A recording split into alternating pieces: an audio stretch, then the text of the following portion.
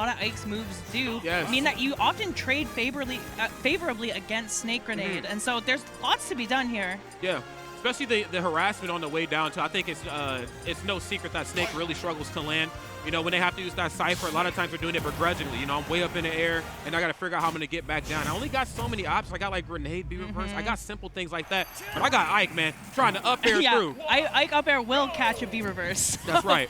There's definitely something to be done there. And we saw even fully spaced Ike there will not get hit by the grenade. So there's spacing options available as well for Ike. So it's going to be on Hurt to figure out how to deal with some of these kind of not new options, but options that other characters don't necessarily have against them. Oh, yo, no doubt about it. It's going to be a masterclass on the fly. And as you can see right here, the grenade on the way down. Also, the C4 getting it done. This is good. I mean, again, this is what Snake does. Kind of controls the narrative of the match. Look, I know you want to come get me. I'm going to make you work for it. And we're seeing from Hurt right now, really masterfully playing around this side platform. We're seeing him set up a grenade on the platform and then B-reverse to set up another one underneath it to try and force rm8 to work through this wall on the platform. We see he does it again, and then he has those grenades available to play around with. Yeah, the grenades, I mean, again, just kind of setting the tone here of this match. And it's very apparent. You can't let Ike get the party started early on. Once one Nair hits, like we talked about before, it's going to be Nair City. One's going to turn into 3, and then sooner or later, it's just going to be out of control. Good right here on the Hurt. Just kind of keep this match on the ground, too. Want to see some of that F-tilt come out and the up-tilt more notably getting it done. And just knowing that the roll was coming, so aware from Hurt that there might be a panic option coming. At 80%, there's definitely opportunities for Ike to kill at this percent, especially now that Hurt is forced to go high. But goes back to the ledge. rm8 not quite ready to cover that. Now the conversion off the grenade could be huge. Okay. They're on the way down just for a little bit of coverage. The last thing you need is another up tilt on the horizon. Nice. Love that dare. Right in place, too. Quicker option in Snake's toolkit, too. Frame 3 on that first stomp. It gets busy. Up throw. And one of the cooler up throws in the game, mind you. Put the sword in the ground. I don't need a sword. It actually looks nice. He just beats you up for a second. Right. I don't need a sword. Hurt, man, is doing such a good job of playing around Ike right now, making rm8 feel like he has to approach and doing such a good job of not trading unfavorably. We're seeing a lot of times Snakes will hold the grenade in an effort to go for those trades. Hurt has actually adjusted in real time to this matchup and is setting up the grenades on the ground to make it tougher for Ike to play with. That's right. Again, I mean, this is just right here, Snake, top professional gameplay 101. I have the grenades. I have an item in my hand. That right there has always put a character with item play in the advantage spot. Grenade in hand right now, and that time just letting it explode right in their face. And the other thing we're seeing that is such a great read coming out of Hurt is because he's playing with the grenades on the ground, rm8 is actually using roll in to try and mix up his approach options, and Hurt is using that as a prime opportunity to land an up tilt. Notice they've both been on those approach options as opposed to like an anti-air specifically, which is where you normally see it. But rm8 answering back, able to take a stock, but at quite a deficit right now against a character like Snake. Even if you're Ike and trading with Snake at this kind of lead, it is very hard to win. Yeah, this is unfortunately just not the game you want to play at all. I mean, again, there's so many characters in the game where you give them the lead, they become very difficult to deal with. Snake is on, you know, one of the more difficult sides of that. You know, once they get that lead, I mean, the matchup that was already difficult for you becomes that much more mentally taxing, having to get through this minefield that Hurt is bringing to the table. Hurt right now holding forward and just not showing any signs of stopping. Uh-oh. There's a grenade. Yeah, this ain't good. This is, yeah, and I think as we've gotten into like the late game or just later game ultimate meta, characters that are good at maintaining a lead seems to be the ones that are like kind of putting themselves in positions to win sets and win tournaments more often. It is so nice being able to get that lead and maintain it with a character, you know, like Snake, like Steve, like Rob, like Game & Watch. Those characters don't lose leads, and there's a reason we see them so often at this top level. I mean, they lose leads to each other, right? They lose leads to each other. Hurt, though, looking very, very confident in that matchup, and some of the things we talked about being tricky at the start of that with the trades, with Ike being able to get those heavy hits in, Hurt playing around masterfully by actually putting the grenades on the ground, playing around with the C4 on the platform, and setting up a wall that he himself is not in. It's a different look than we see from Snake against a lot of other characters. Right, and just understanding, too, Ike's advantage state. I know exactly what it is he wants, but like most of the Fire Zone characters, a lot of their approach options are very linear. They're great options when they land, but when they struggle to land these options, that's when things become a little bit more difficult, and not really having, dare I say, the sauce to kind of mix it up a little bit. Of course, nice, gonna go for the nair right into the back here. No platforms, mind you, on this day. Nice. Yeah, it is going to make it harder to set up that wall, and I have intel that this is rm8's favorite stage, but really, Hurt looks more than comfortable to scrap on FD, and rm8 a little bit lost at how to get in on Hurt right now. Uh-oh, but does find an option there, goes for the throw up close. And as you can see right there, the immediate Cypher, Ike equipped with so many options to knock Snake off of that. Smart right there on Hurt to go for the highest of recoveries. Oh, nice. There's dash attack, and I'll take a little bit of damage. Ooh, whoa. That was so close to death, and we're seeing right now some of the threatening things that Ike has, especially every single move will break that Cypher, so Hurt really has to be careful when coming back from the stage. The quick draw will get rm8 back to the stage, and the dash attack just missing in the up B gets him out of jail. What is happening? My goodness, and on the way back down, this right here, a complete turnaround for rm8. Playing beautifully. Oh, I love that. I forgot. Oh, the up tilt is a good option as well, too. You get up close and personal. You know Snake is going to try to go for F tilt or up tilt. Let them swing first. Drop shield, up tilt, you're cooking. What is he doing? Short hop, up B. The options from rm8 are pure chaos right now. The grenade at the ledge is going to send him into disadvantage, but the grab coming through is Hurt. Misspaces the F tilt. Does he know that the C4 is there? Gets out of the range of it, but Hurt definitely trying to push him back in. The down air from across the stage will do the trick. Damn, coast to coast too. Gotta remember, again, Snake with some really clean options up close. That F tilt, first hit, frame 4. You got Dare out of shield. But wow, this Hawk got a hard smack with that forward air. And even stocks this game, we're seeing how much the platform actually played into how hard this matchup was for rm8. Without that platform, he's able to get more grabs. He's able to get in a little bit easier, and Hurt is forced to scrap more with Ike. Scrappier nature right now, starting to play out a little bit more in their favor. Of course, the backswing right there on there. Getting some sort of damage put on. Probably not the cleanest damage, but we'll take any damage at this point. But wait a minute. Damage starting to stack up just a little bit too much. Get that grenade out of here. I'm swinging through it. Ugh. Oh, not going for the ledge that time. Aggressive. Ooh, and actually clanking with the side B there is rm8, so he's going to get back to the stage. A back air sends Hurt into a rough position, but he's going to go high. Will the grenade hit? No, and actually getting a dash attack out of disadvantage. Hurt displaying full confidence in his spacing right now. Okay. A lot of spacing is certainly needed, but there's the F tilt, and yes, just when you thought Snake wasn't strong enough, he most certainly is. Beautiful stuff right here we're seeing from Hurt. I mean, again, just maintaining the lead, but more importantly, maintaining the narrative of this match. I've given you a few opportunities, a few openings to put some damage on, but I'm mitigating that. I'm bringing it down to a stop. Good DI from Hurt to not die there. That dash attack is deceptively fast and deceptively safe, so being ready for it in that situation does allow him to live. The C4 shouldn't do anything, and the up B back to the ledge going to allow rm8 a second of reprieve, but Hurt is so strong at these ledges. The back air, a little bit of an early swing from Hurt on that anti-air. He had the right idea, but rm8 more than ready to punish. Always, you have to. And I think these are the adjustments I want to see right here from rm8, knowing, okay, it's time for me to put myself in an awkward position to get the stock taken. I didn't want to be in between Snake and the Nikita, but I'm making it happen right now. He's got no jump. The B reverse just gets him out. That's the situation that is absolutely the worst for Snake. And you can see Hurt trying to almost coerce rm8 into the C4 right now. You see him playing around it, rolling a little bit behind it. He wants to get that off. Hey, naring in place right here. This is, get off of me. And I wonder if maybe he could have got a conversion there off the grenade. Might have just not been there. He might have been too high.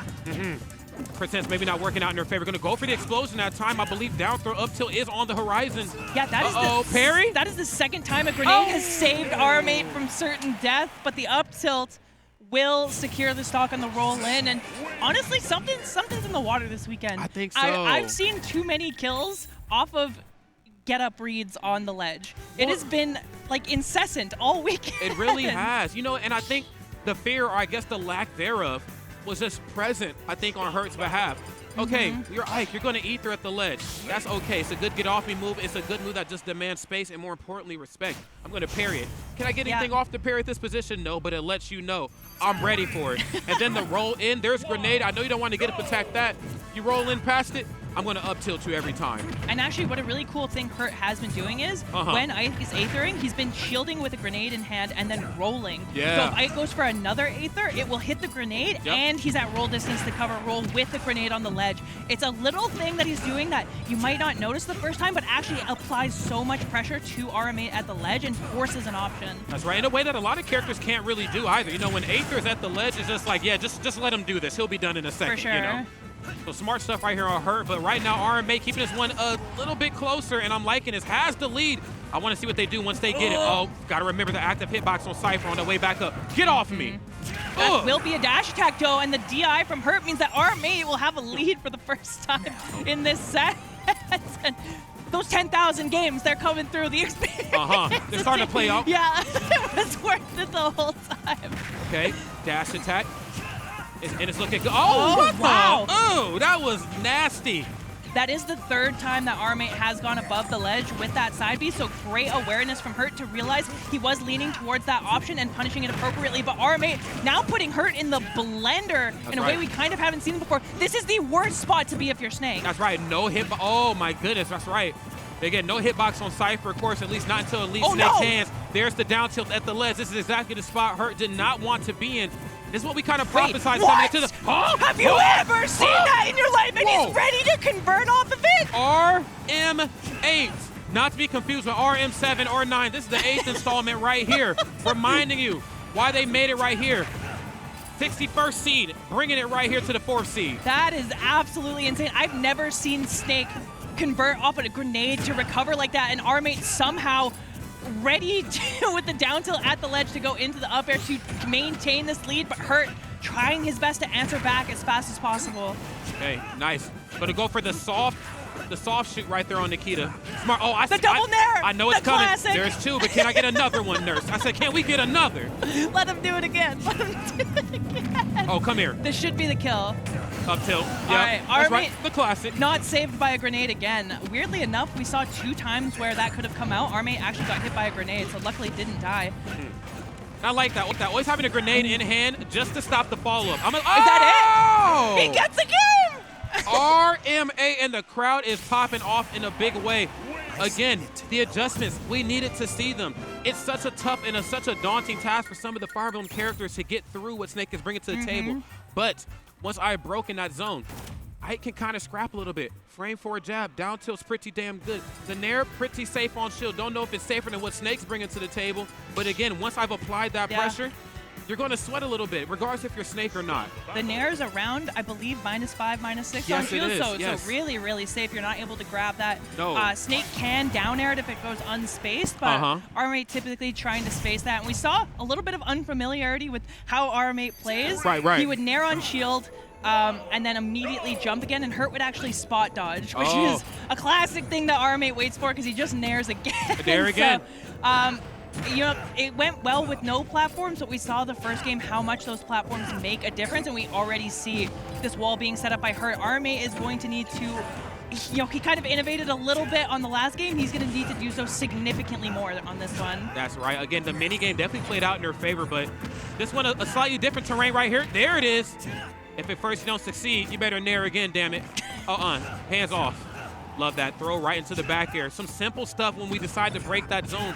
Can't forget, Snake can bang up close and personal. Frame 3 jab, down tilt ain't bad, up air ain't bad either on Ike's behalf. rm8 with another lead. What are they going to do to hold on to it? And that is the trading that we've been talking about again and again and again. If you are up air as Ike against Snake, you are happy to be doing so. That move is so strong, so big, can catch so much, and rm8 seemingly unfazed by being down 0-2 and now trying to bring it to Hurt in a big way, who's forced to approach. This makes that kind of walling strategy we were talking about earlier a little bit harder because rm8's not forced to interact with it. That's right. That's right. Now you got to kind of play on the opposite end of things. And whoa, that was look like a Sakurai Presents right here. This is how Snake's grenades work. Smooth stuff right there on Hurt's side. Wow. That grounded grenade into the thrown up grenade is going to make sure that Hurt is not too far behind, but rm8 trying to maintain this lead at least by a little bit. Hurt once again going back to this corner, making this platform his home and doing a damn good job of it. But now you found yourself off stage here. And this is where I think rm8 found a lot of success. Again, just look at the tomahawk! The tomahawk, yes. Again, I'm up close and personal. Making him sweat a little bit in the corner. It might seem like Snake wants to be there, but he wants to be there on his own terms. He doesn't want to be forced into the corner. I think that's the key difference here in this matchup. Up air, eating the grenades, nothing off the down tilt. Wow. Eat this back air. Yeah, nice weight on the back air to try and mix up that timing, but a little miss on the down tilt is going to get Hurt back to the stage, and now rm8 on the ledge trying to deal with these grenades. Hurt, what do you got? No, not quite enough. Quick draw, bye. Oh, hello! That's so good from Hurt. So what you can do with the side B is actually hitting it takes the hitbox away, but canceling the side B brings the hitbox back. It does. So what Hurt did was waited for the side B to hit the Nikita and then canceled it so rm8 would die anyway. I mean, that's just that split-second decision-making that you don't get from a lot of other players. Knowing how to deal with Ike off stage, which you would think would be pretty textbook, pretty cut and dry. I mean, again, he's a sortie, but there is a method to the madness right here. One stock apiece. Hurt looking good. rm8 has certainly looked better, but you know what, though? You're still in it. You still got the stock icon upper underneath your face there. Yeah, there's still a lot of game left to be played. And whoa! Oh my God! If it had worked, we would have said he was a genius. That's all I know. And smart rm8 to not roll in that time, just jumping right in place. Grenade? No. Oh, no back double air jump lasts here. forever. Good job getting back to center stage. Not just out of grenade range, and now the burst option from Hurt. So good to kind of disrupt the flow of the game. You don't always expect it, and trying to get him to go high to get the up tilt. Ike a little too fast, but the empty hop into the up tilt, and Hurt a little pop-off there. A little bit of a pop-off. He was a little, he's at least a little worried. A little perturbed. At least a little like, if I get nared again, I'm not going to be happy. Yeah, well, you know what?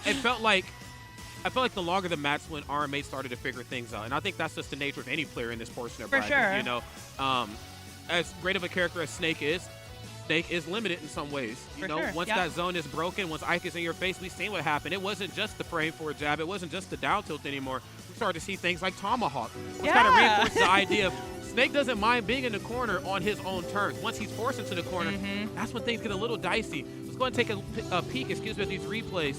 Maybe try to relive some of that magic that was Hurt versus rm8. Yeah, and those first two games were so clean. A real masterclass from Hurt in how to actually play against a matchup that you have to play a little weird, which is a strange thing to say about a top tier like Snake against a character that's typically considered low tier. But we saw how threatening that up air could be when Hurt was out of a jump, and really needing to be careful in those situations and doing so really beautifully.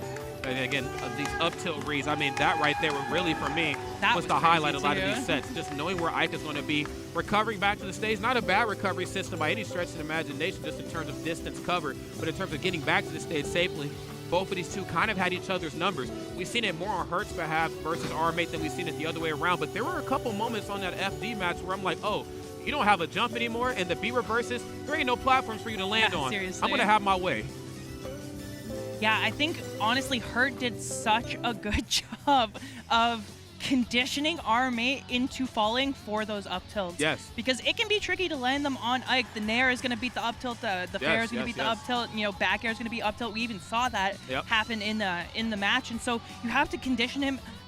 In the first game, we saw into rolling. Oh, yeah. The other one was into approaching during an empty hop. rm8 probably thought he was going to pull a grenade and tried to go for an aggressive grab or dash attack, but Hurt empty hop up tilting to take the set. And so it's those little things that you have to pay attention to, because those up tilts don't come if they're not conditioned. Yeah. rm8 was looking for something, and Hurt was well aware of when he was looking for it. Yeah, I think it's just like the never-ending minigame that is Snake. Like, okay, cool, you've gotten through this crazy terrain, the explosions, the lava, the shark pit, you know what I'm saying, all that sort of stuff. And now you got to fight me heads up. Yeah, of course. You know, what still ain't easy to do, okay? I mean, going up against a disjoint or not, Snake, again, arms to the T, up tilt, down tilt, you know, F tilt, down there out of shield. We've seen that happen a couple times. Just when rm8 thought it was okay to maybe drop shield, go for a grab, boom, first stomp on down air, frame 3. It's like, bro, you're kind of outclassed a little bit. So made them certainly work for their lunch money, and for good reason. Ike is a character, once they get going, it's really hard to stop.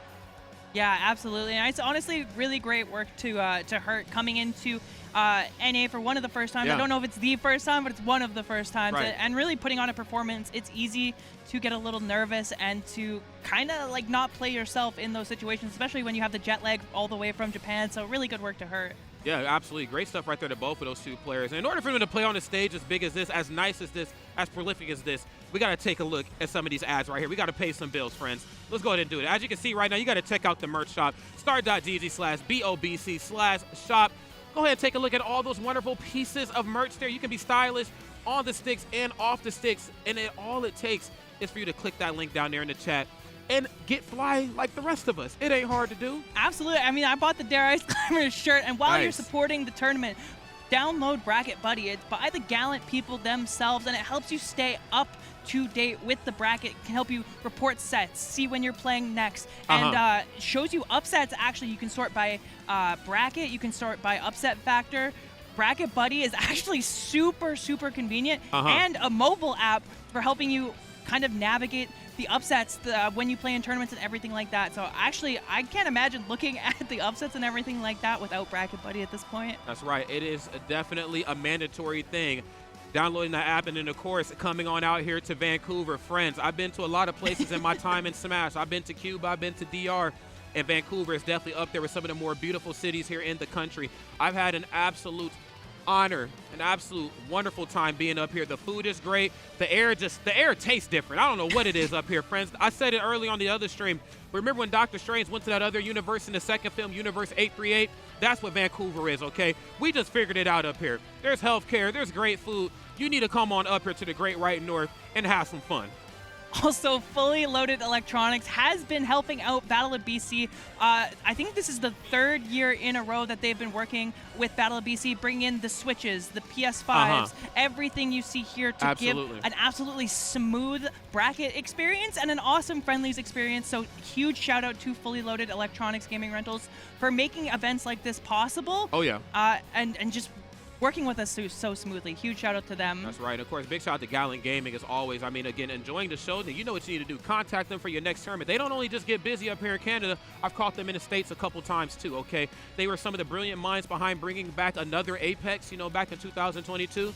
And then I also caught them working with, if I'm not mistaken, Rise and Grind. So two very different, you know, ends of the tournament spectrum. One tournament that's been around forever, then one tournament that's rising through the ranks. Gallant Gaming has you covered, okay? Go ahead and shoot them an email and then shoot them a follow and a subscription on x.com, formerly known as Twitter, and of course on YouTube. Man. And they're also looking to hire some people. So if you're looking to get into the esports team, consider reaching out to Gallant Gaming for some help to run these events if you're interested. And we have to give a shout out to our other Canadian brothers on the other side of the coast. Gommel X is the 10th anniversary of Gommel, and I mean, this is one of the must-go-to tournaments every single year. I love going to Gommel, and you can use code GOMMELX for $10 off your registration right now. And dude, Tio Joe and Max, they do it different down there. They do it different. It's different. It's different. I mean, there's a lot of great combinations. There's milk and cereal. There's Shaq and Kobe.